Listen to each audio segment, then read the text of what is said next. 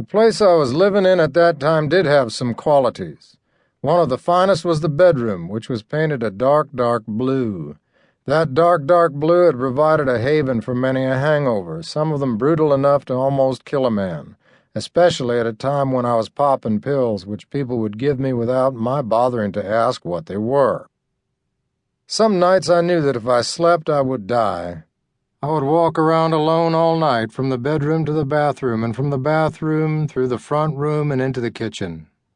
I opened and closed the refrigerator time and time again. I turned the faucets on and off. I flushed the toilet. I pulled at my ears. I inhaled and exhaled. Then when the sun came up, I knew I was safe. Then I would sleep with the dark, dark blue walls healing. Another feature of that place were the knocks of unsavory women at 3 or 4 a.m. They certainly weren't ladies of great charm, but having a foolish turn of mind, I felt that somehow they brought me adventure. The real fact of the matter was that many of them had no place else to go, and they liked the fact that there was drink and that I didn't work too hard trying to bed down with them. Of course, after I met Sarah, this part of my lifestyle changed quite a bit. That neighborhood around Carlton Way near Western Avenue was changing too. It had been almost all lower-class white, but political troubles in Central America and other parts of the world had brought a new type of individual to the neighborhood. The male usually was small, a dark or light brown, usually young. There were wives, children, brothers, cousins, friends.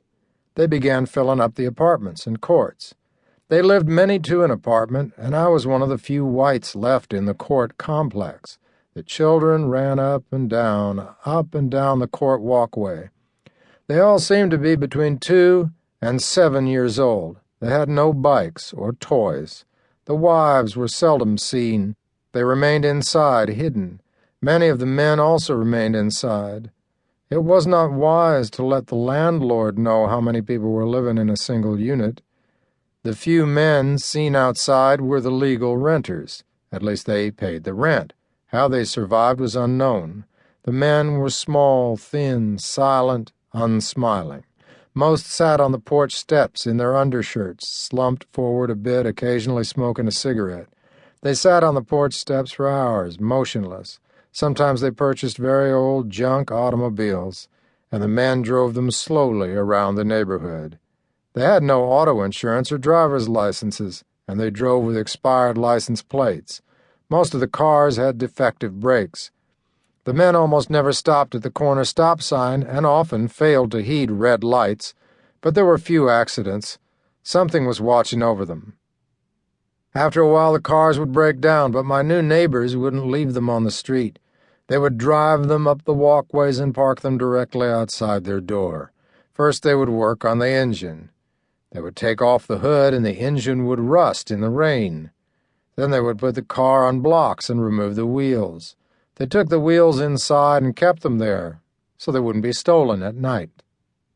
While I was living there, there were 2 rows of cars lined up in the court, just sitting there on blocks. The men sat motionless on their porches in their undershirts. Sometimes I would nod or wave to them. They never responded. Apparently they couldn't understand or read the eviction notices, and they tore them up. But I did see them studying the daily L.A. papers. They were stoic and durable because compared to where they had come from, things were now easy. Well, no matter. My tax consultant had suggested I purchase a house, and so for me it wasn't really a matter of white flight. Although, who knows? I had noticed that each time I had moved in Los Angeles over the years, each move had always been to the north and to the west. Finally, after a few weeks of house hunting, we found the one. After the down payment, the monthly payments came to $789.81. There was a huge hedge in front on the street, and the yard was also in front, so the house sat way back on the lot. It looked like a damn good place to hide. There was even a stairway, and upstairs with a bedroom, bathroom, and